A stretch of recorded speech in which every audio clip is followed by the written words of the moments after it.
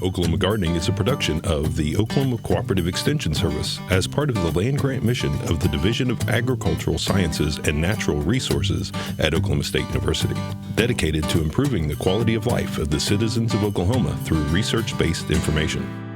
Underwriting assistance for our program is provided by the Oklahoma Department of Agriculture, Food, and Forestry, helping to keep Oklahoma green and growing. Today on the Best of Oklahoma Gardening, we're exploring youth gardening.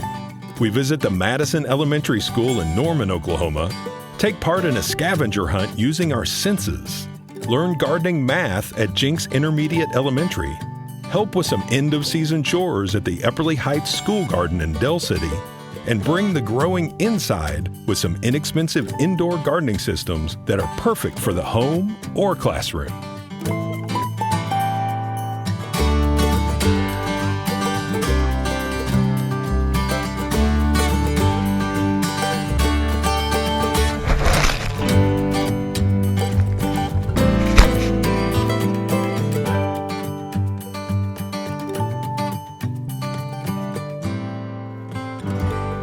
Today we're here at Madison Elementary in Norman, Oklahoma, and joining us is Allie Otis, who is the 4th and 5th grade GT teacher, as well as the head gardener. And you can see the beautiful garden that we're standing in, the school garden. Tell us a little bit about how this came to be. It looks like it's been here for a long time.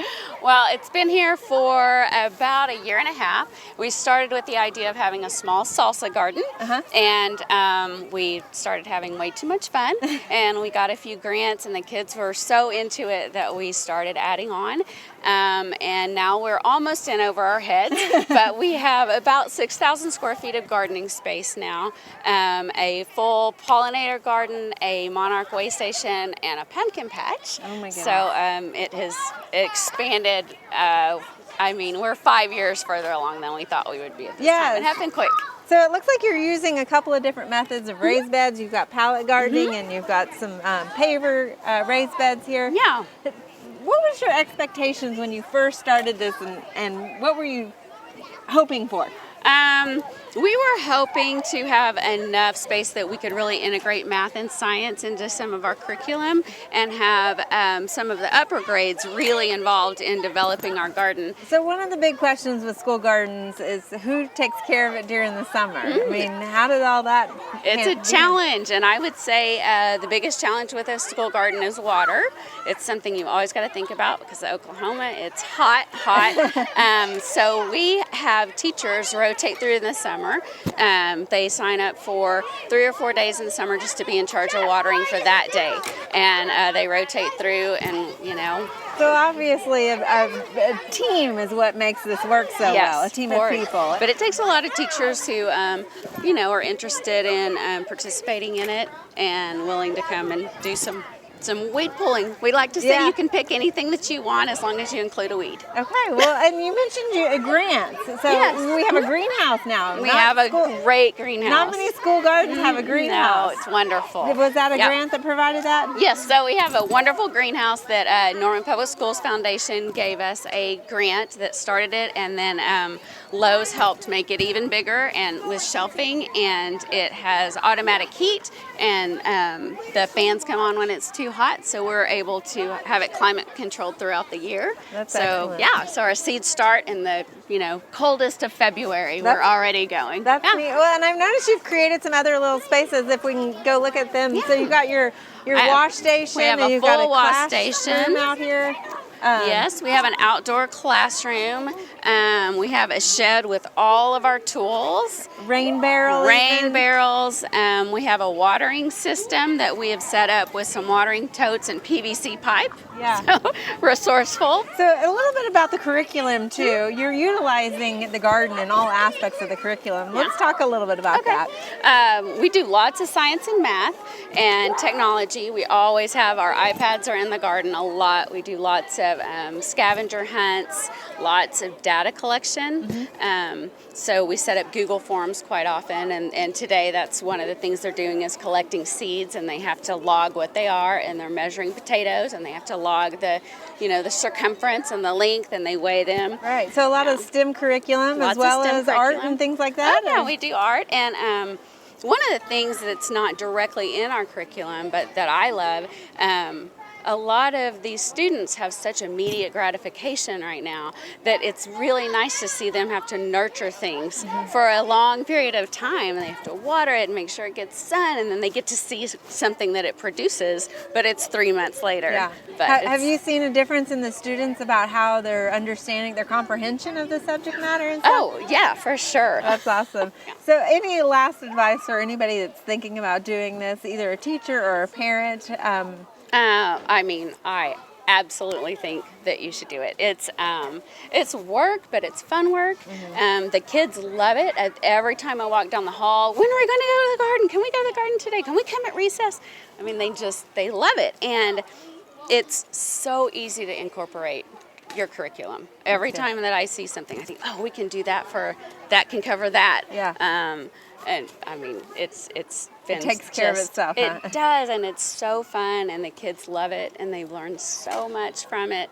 And I've had a great time, and I did not know what I was doing, but I YouTube it, or I start to research it, and then I make myself not research it because I tell the kids they need to go research right, it. So yeah. if we have a bug, go figure out what it is. That's the learning process. Yep. And last year we had our students were our third, fourth, and fifth grade were all assigned a vegetable, a fruit, an herb, and a flower, and they had to be in charge of it. So I would say, "Who are my onion people? What's happening to our onions?" And they would have to go find out what was happening with that. Allie, So this is fantastic. I think you. y'all are doing an amazing job here at Madison Elementary, Thanks. and I applaud you guys. So I appreciate it. Thank you.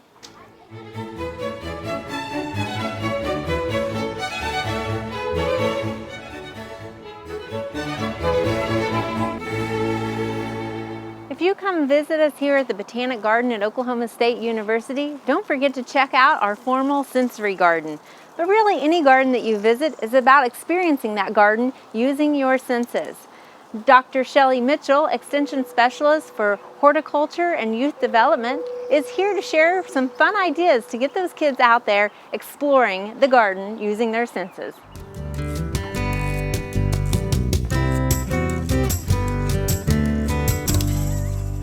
Okay, like Casey said, you can turn any garden, or any piece of earth for that matter, into a sensory garden or a scavenger hunt using your senses. So if you're looking for something to keep the kids occupied and you want something for the kids to do that'll like make them observe better, you can use a scavenger hunt. So these are examples of boards you can find online. These are just on bandanas, but you can also make your own. So you can take a piece of poster board or a piece of paper and brainstorm different things you know might be out there. So for instance, touch. You can have them look for a fuzzy caterpillar. Or you could say, go find a buzzing insect. Or you could say, like, here's a smell a pinch of soil. Or take a deep breath and get some clean air. So these are just some ideas. You can look for insects, you can look for tree parts, you can look for flowers, you can look at cactus spines. But when you use any kind of sensory scavenger hunt, you're really letting the kids use their senses of observation. So for example, if you want to use this as a game, what you can do is you can make it like a bingo game. And so you could have a kid or a group of kids form a team, and somebody could be mulch and somebody could be rocks. And as you find different things on the board, you can put your piece on it. So let's say you found some insect eggs. Then, the rock team found some insect eggs. And then the mulch team, they found a gall, which is a swelling around insect eggs laid in a plant, so like oak leaf galls. So they'd put their little mulch piece here. And then the rock team also found a gall. All right? And so then as you find different things, the teams would come and they would put their pieces. And then as soon as one team gets a bingo, then you come back and you either you take them to where you found the insect galls, or if you have a leaf that you can bring, you bring that.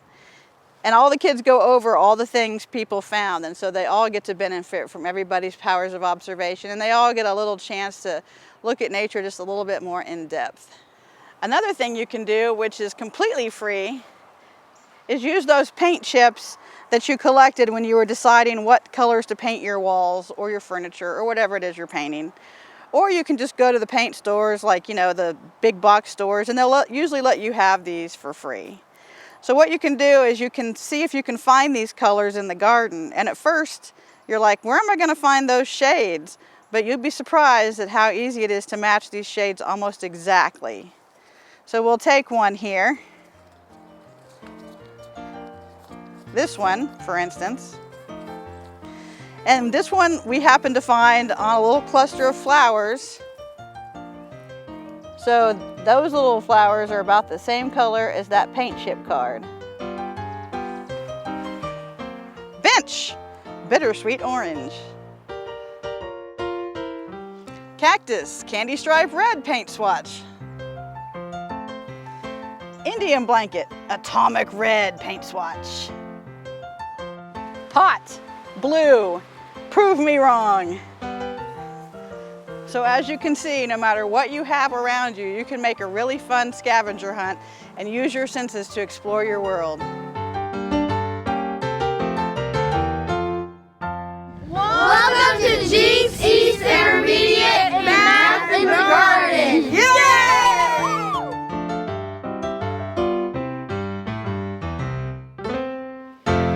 Today we're at Jenks East Intermediate, and joining us today is Beth Wilson, who is a math teacher here. And Beth, I have to say, this is no math class that I've been in before. Tell us a little bit how you've incorporated the garden. Well, they learned the same things as we do in the math class. We did area and perimeter and volume today using the beds. So they learned how to do the equations, and plus they learned the real world application of it. So they know that if they wanted to rebuild this bed, they can use the perimeter measurements that they did. Definitely. So do you find that it might stick a little bit better using the real world applications? Yes, and I teach language arts also, and at the beginning of the year, before they start writing really well, we plant something. I take pictures of all the steps, put the pictures up, and then they can write about each step. It helps them. Oh, that's with writing. fantastic. Yeah. Yes. So I imagine they're also learning a little bit about gardening while they're out here. Yeah. They love to come outside. We come outside and do this. We also do a trail that's next to our school. So as much as I can get them out into the environment so they start to understand how important it is to garden and to pick up trash and just to help the environment. Yeah, and today we're not even out on a nice sunny day when most people like being out of the garden. I bet the kids still seem to enjoy it. Oh, they will come out any weather. Yeah. And so you also have some stuff going on in your classroom, is that right? Garden yes, related? right now we're doing radishes. So we have some lights that we're growing radishes. Okay, and do you do that with math as well? Or? We measure them to see how high, and then they can graph it. Okay, to see fantastic. Yeah. So what grade are we talking about here? These are fifth graders. Fifth graders. Yes. Okay, all right. So Beth, how long has this garden been here? This is our third year. Okay. And we've learned a lot. We've killed a lot of plants, but we've learned a lot, and we try to get as many milkweed in the beds so that we can attract the butterflies, because that's part of the curriculum for science in fifth grade. Okay, and you also have some bird houses or bird feeders behind us. Right. We get some really good variety here in the winter, so we just put that back up because the weather changed. Okay, so there's a lot of observation about nature going on that you incorporate as well. Yes. So tell me a little bit about the difference between a fall garden and a spring garden and how you incorporate that into the curriculum. In the springtime, we don't have that much time because you're just planting like hopefully in April, May, but we do have a tiller, and it's really fun to watch kids use a tiller for the first time. And we plant a lot of seed at that time, and we try growing seed in the winter to plant in the springtime. Yeah, so they get that whole life cycle of Right. Excellent. Well, Beth, it looks like you're doing a fantastic job. Oh, I love you. the chalkboard paint that you put on the flower beds, the raised beds and things like that. Yes. And thank you so much for sharing this garden with us. Oh, thank you for visiting. We are Epperly Heights Elementary School. Welcome to Oklahoma Gardening.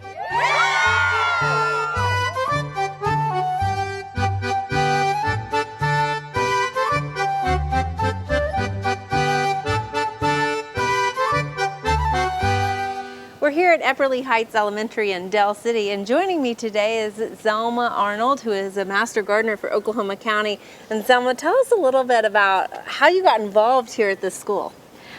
Well, I signed up for junior master gardening when I was in my class at Oklahoma County, and I've just really enjoyed it. I've been there doing that for 4 years now. Excellent. And so you not only participate here at this school, you also work with other schools. Yes, I've worked with Adams, I've worked with Chavez. We've gone to Nakoma Park, even out of the districts, for different presentations. So this particular school you're working with 5th graders, is that correct? Or? Yes, we have 5th graders here. And how many are you working with?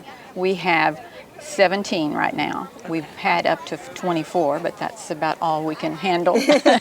Our garden space is kind of small, so. But I think that's kind of important to know, that it doesn't take a lot of room Right. to teach something like this. So we're in a fairly small garden bed, but you get a good classroom around this. How long does a lesson, or how often do you come into the classroom? We come every other week, and we have an hour. We take the first 15 minutes to go over the lesson of the day, and then we come out to the garden for the last 30, 45 minutes, however soon we can get them back in. Right. And they do the planting, they do the care of it.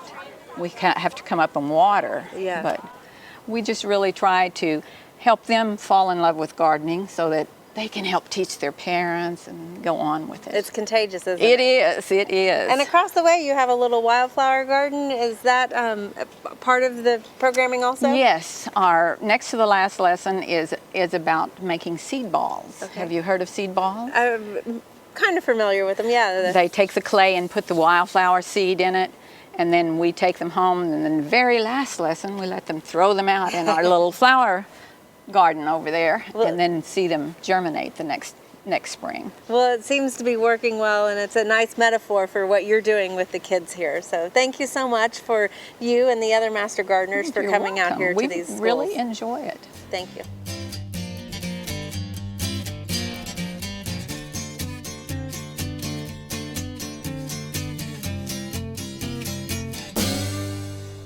Joining me next is Mr. Kevin Hill, who is the principal here at Epperly Heights Elementary School. And Mr. Hill, thank you for having us into your garden. And can you tell us a little bit about what you've seen as the students have interacted with this garden? Well, first, it is my pleasure. We have seen just a transformation of our students who are selected to be in the gardening club. First, they are just so excited to have the opportunity. And when the Master Gardeners first started this, what we have found was a range of our students could participate. Those who are gifted and talented, those who are in special education in classes, those who have some concerns in the classroom. Once you're out here, the playing field is level, and you see that they all have the opportunity to work, get their hands dirty, learn, interact, and teamwork. So it's been fantastic. That's amazing. And is your staff involved as well in this? I know the Master Gardeners play a big role. Can you tell us a little bit about that relationship between the staff and the extension personnel? Sure. Our staff, our counselor, and we have an amazing counselor. She works with the Master Gardeners. My role is to support, pay for things as needed, and just to make sure our staff understands that it's a viable thing to do to have our kids. And so our teachers are involved to make sure our children are here on time, and it's just a great a relationship. I say a school relationship. That's amazing. And I would suspect that this might not be happening. I mean, normally I know the teachers are so busy with the curriculum and that sort of stuff. Well, I would say this, here case, it happens, but it's it's in a textbook. Right. It's on a paper. It's on a worksheet that says, here's what a tomato plant looks like. How exciting is that? And draw it or color it. That's what I experienced. But to have this, this is like a science class outside, and so the Oklahoma Garden and they just do a great job. As you see, things are growing. I mean, I'm kind of excited because I did not have this experience. So once, as a principal, it was introduced to me, I thought, sure, we have to have this. Well, it's great that you support this program. I know it's important for the principal and administration to be bought in to this activity as well. So thank you, and thank you for sharing your garden with us. Well, thank you. It's my pleasure.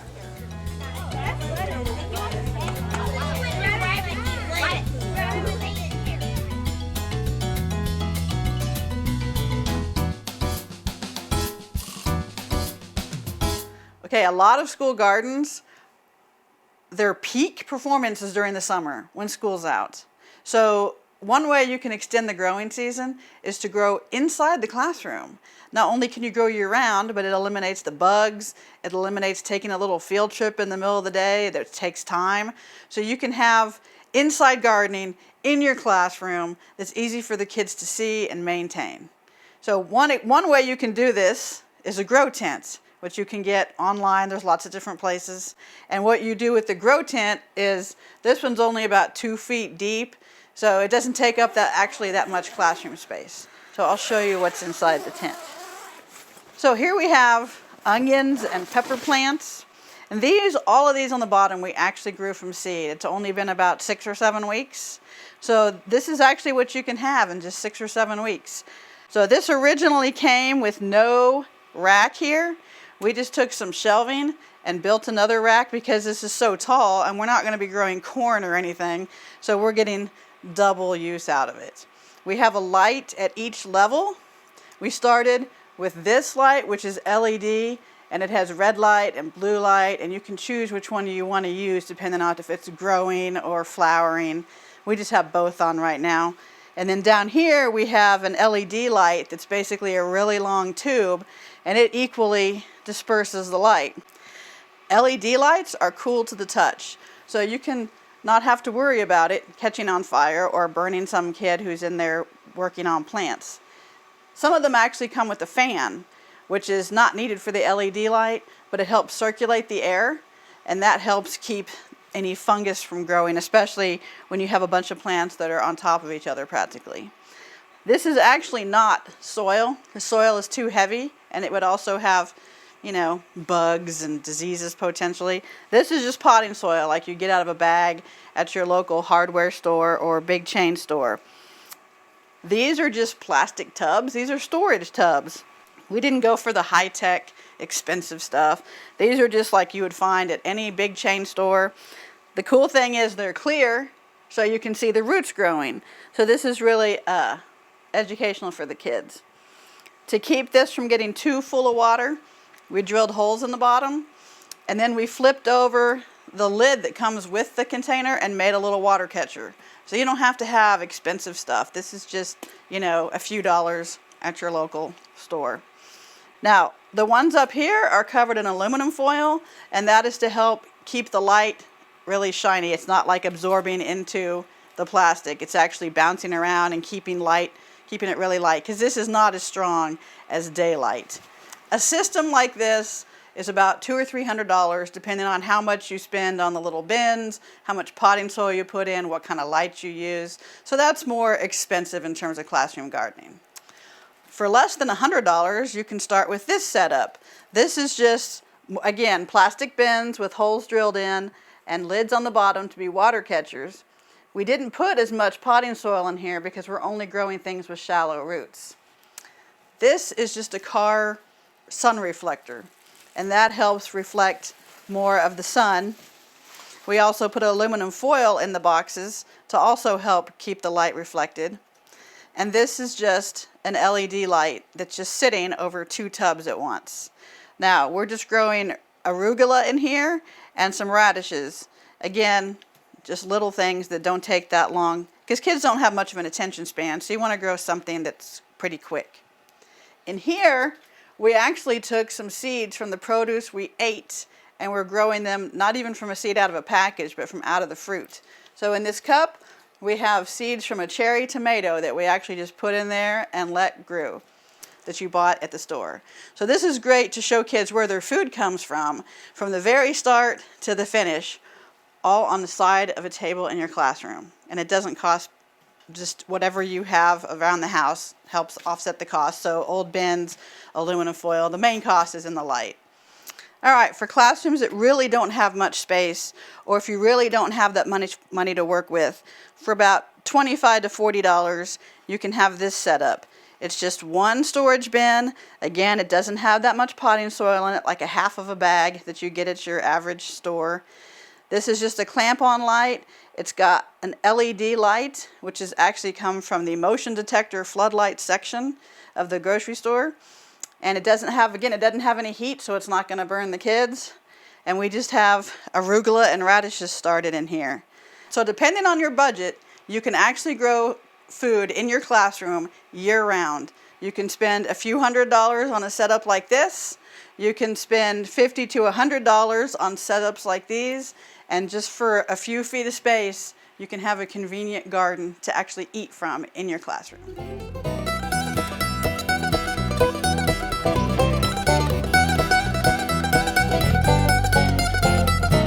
There are lots of great horticultural events this time of year. Be sure and consider these activities when you're making your plans for the weeks ahead.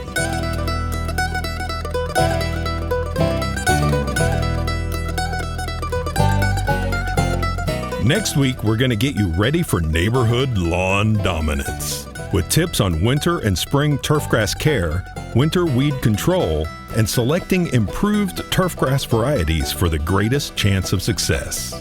We hope you join us then for TV you'll mow to love. To find out more information about show topics, as well as recipes, videos, articles, fact sheets, and other resources, including a directory of local extension offices, be sure and visit our website, oklahomagardening.okstate.edu. And we always have great information, answers to questions, photos, and gardening discussions on your favorite social media as well. Join in on Facebook, Twitter, and Instagram. You can find this entire show and other recent shows, as well as individual segments on our Oklahoma Gardening YouTube channel. And tune in to our OK Gardening Classics YouTube channel to watch segments from previous hosts. Oklahoma Gardening is produced by the Oklahoma Cooperative Extension Service as part of the Division of Agricultural Sciences and Natural Resources at Oklahoma State University. The Botanic Garden at OSU is home to our studio gardens, and we encourage you to come visit this beautiful Stillwater jewel. We would like to thank our generous underwriter, the Oklahoma Department of Agriculture, Food, and Forestry. Additional support is also provided by Pond Pro Shop, Greenleaf Nursery and the Garden Debut Plants, the Oklahoma Horticultural Society, and the Tulsa Garden Club.